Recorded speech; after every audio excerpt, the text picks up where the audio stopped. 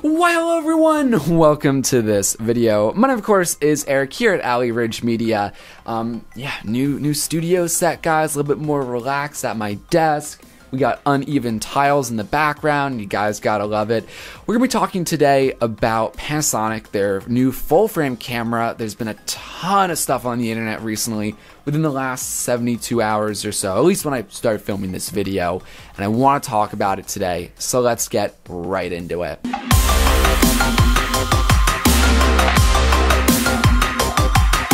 Alright, so what am I actually talking about here? So last year, 2018, Panasonic announced two full-frame cameras. And actually, they announced a new series of cameras that just so happens to be full-frame. And that is the Panasonic S1 and the S1R. Yes, these are full-frame cameras. They're coming out now in 2019.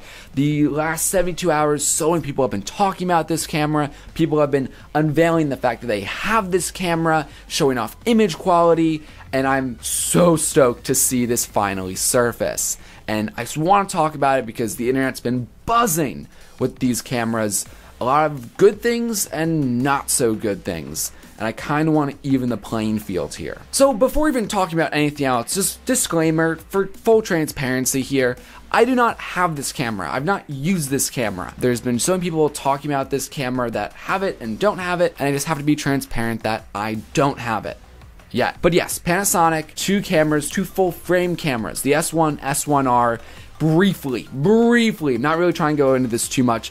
What are the differences? Well, on paper, the S1R is supposed to be really a photography camera. High megapixels for, nature photography, landscape photography. It's over 40 megapixels of image quality, which is pretty remarkable. Obviously, there's other cameras that do that, but this camera definitely is a high resolution monster for photography. Then Panasonic has the S1. This is like, I think, 24 megapixels, so not as high, but this is going to be gamed more towards videography. And of course, you could do either one on either camera. But on paper, that's what it kind of seems. They have their photography variant and then a more videography variant of these cameras. And for the sake of this video, I really want to talk more about the S1 because we're going to be talking about more video features and potential video applications and whatnot, because that is primarily what I do, videography. So I should say, Panasonic in the camera world is known for Micro Four Thirds cameras.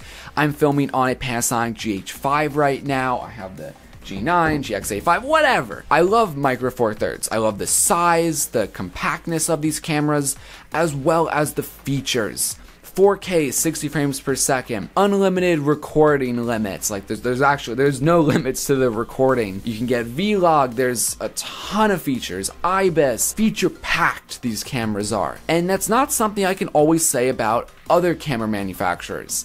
Canon. I used to shoot on Canon, and I found too many limitations with a lot of their cameras. Now, we're not here to bash any other manufacturer or anything.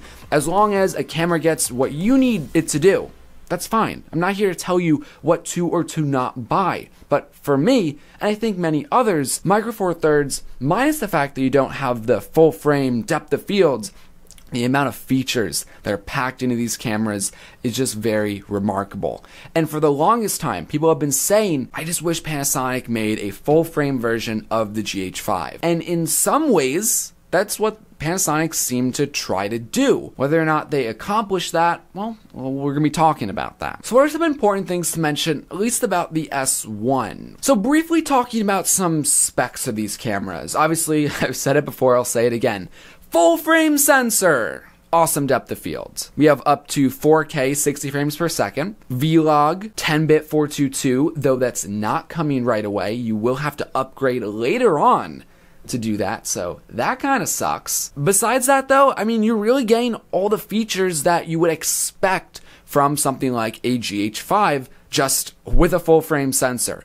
And so far, minus the fact that you're gonna have to get Vlog and whatnot later, so far I'm giving it a thumbs up. Additionally, something to mention is it's going to have dual IS, so on top of the full frame sensor, this should have pretty decent low light performance. And people have been doing some video tests about the low light capabilities of this camera, and it seems very, very good. Even better than something like the GH5S, which I'd like to get my hands on the sooner side. Now, another thing to mention though is, well, this is Panasonic's first full-frame mirrorless camera.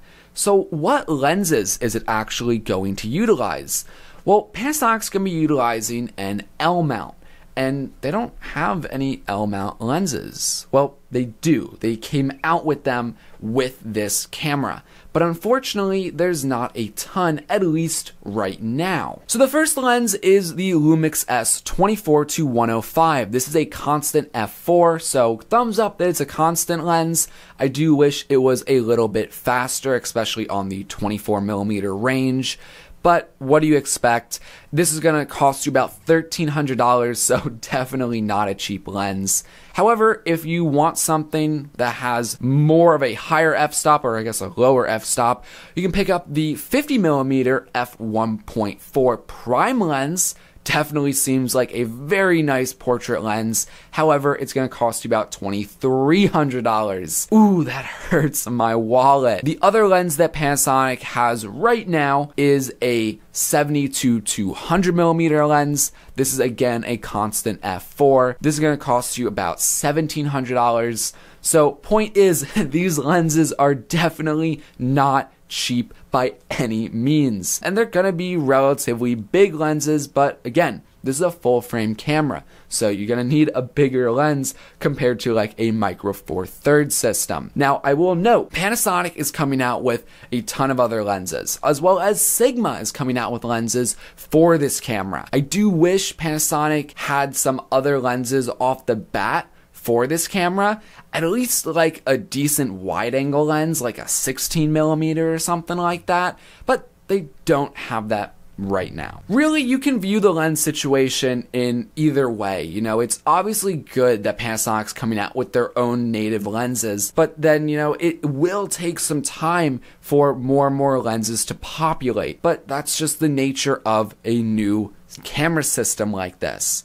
So I do wish there were more options for lenses, but it might not necessarily be a total deal breaker here. However, let's talk about some other potential cons that might be a deal breaker to you. First off, if you want to talk about the physical camera itself, more notably the screen. Yes, the screen is really high resolution, it's going to look phenomenal, but it does not flip out like this, and a lot of people are so mad about that. But what do you really expect? I mean, people love these flip out screens, especially if you're going to be vlogging with the camera, and I get that, but are you really going to be vlogging with a full frame camera? I know people do. Now, I will mention the screen isn't fixed to the camera. It does swivel in some way, like similar to this, though I think it also like comes out to the side. It's not a flippy screen like you would expect on a GH5 or a G9. It does move around a little bit, but just not what people are expecting. To me, I'm using the flip out screen right now on my GH5, and if I didn't have it, I would just plug in an extra monitor. And yes, that might not be ideal, but it's not a deal breaker in my mind, as long as I have some sort of variable angles on the screen so I can like have the camera low and look down at it. Honestly, in my opinion, I'm gonna be fine with that. What I am not thrilled about though is the crop factor. So we see this too many times with full frame cameras with videography features, is you can shoot 4K but at a crop. And that was one huge reason why I did not buy the Canon 5D Mark IV, additional to some other things including the price, is when you wanted to shoot in 4K, you had an immediate crop factor. And I forget exactly what it was, but it was definitely noticeable enough. And the crop factor on this S1 is interesting. So if you shoot at 4K, 30 frames per second, you get to utilize the entire sensor of that camera. But if you want to shoot at 4K 60 frames per second, you get a 1.5 times crop factor. Now, I will say, Micro Four Thirds compared to a full frame sensor is a 2x crop factor. So I'm shooting at 12mm right now. That is the equivalent to 24mm. So I am very used to dealing with crop factors, 100%. But if I'm gonna get a full frame camera, I don't want to deal with those crop factors. And some people would say, oh, just film at 30 and you're fine. And I do film at 30 most of the time. I'm filming right now at 30 frames per second. In fact, I'm actually filming at 1080, 30 frames per second. But when I'm at weddings or other events, there's a lot of times that I film in 60 so I could potentially slow it down in post because I edit in a 30 frame per second timeline. Right now, my workload is 1080p. I don't typically film in 4K that often, but there are definitely times that I do want to film in 4K 60 FPS, and if I have to deal with a crop factor, I don't know if I'm going to be thrilled about it. And this is where it actually comes down to talking about lenses. So right now, the widest lens that Panasonic has is the 24mm. 24mm at a 1.5 crop factor is 36mm. Not ideal by any means, especially because when I do film at 60 frames per second, it is usually on like my Zion crane when I'm, running around, getting, glamour shots, whatever. And I do like having a nice wide lens. Now, even if Panasonic had a 16mm lens, which is a relatively perfectly wide lens for my application, if I had to deal with a 1.5x crop factor, that now brings us to 24mm, and that is actually what I typically film with right now on like my Zion Crane, glide cams, whatever, but I have been looking at getting something wider because 24mm isn't really the greatest for me most of the time. So that's definitely a downside. Another limitation is time limits. Again, a reason why I went to Micro Four Thirds is there is no time limit whatsoever as long as you have a big enough SD card. And with the S1, if you're filming at 4K 30 frames per second, there is no time limit. However, with what I'm reading right now, 4K 60 FPS, you're at a 30-minute time limit. What are you doing, Panasonic? I can't deal with time limits. There are way too many events that I film that I need to record for at least an hour, hour and a half. And a time limit is definitely no good whatsoever. And in fact, this camera right here, this is the Panasonic G9. I messed up when I bought this. This is not a US model. I bought this on eBay. This is, I guess, a UK model or whatever they call it. And there is a 30-minute or 29 point whatever limit on it. I bought this for photography, but I use it for videography a lot. And the record limit kills me. I will have to replace this thing because of that, actually. What's another thing? Autofocus. So I've been considering to go back to Canon, and the one reason is autofocus. Autofocus on Canon with their dual pixel autofocus is phenomenal. Panasonic is not there with autofocus whatsoever. Now, in my opinion, in my experience, I really have no issues with Panasonic with autofocus for photography. Videography is another beast. I've never had a time where I've been able to 100% rely on autofocusing on any of my Panasonic Micro Four Thirds cameras, and that is unfortunate. Now, I will be honest, I don't really need autofocusing. I've learned to deal without autofocusing, and heck, I have some lenses that are actually manual focus only. So it's not the biggest deal breaker. I wish that Panasonic did better in the autofocus world, but they don't. So it's not a deal breaker to me for constant video autofocus, but it is something that I wish I had. People have been doing some tests with the S1, and the autofocus arguably isn't reliable enough at times. It still uses the same technology, basically, that these Micro Four Thirds cameras use, which isn't great.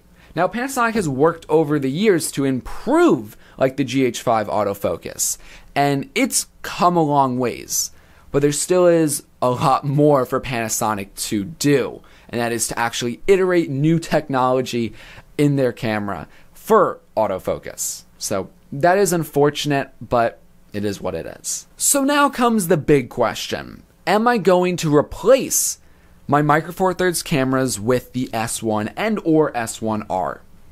Yes and no. There are limitations with the S1. The swivel out screen problem. I don't care about that. I'll survive. The autofocus. Well, I'm already used to autofocus problems in video, so I don't care about that. The recording limit, I can deal. The crop factor, that you can somewhat avoid or fix as long as you have the right lenses. But to have the right lenses is going to cost a lot of money. That's where I have an issue. Additionally, the size. I love being able to pack all my equipment in a relatively small carry-on bag, whatever.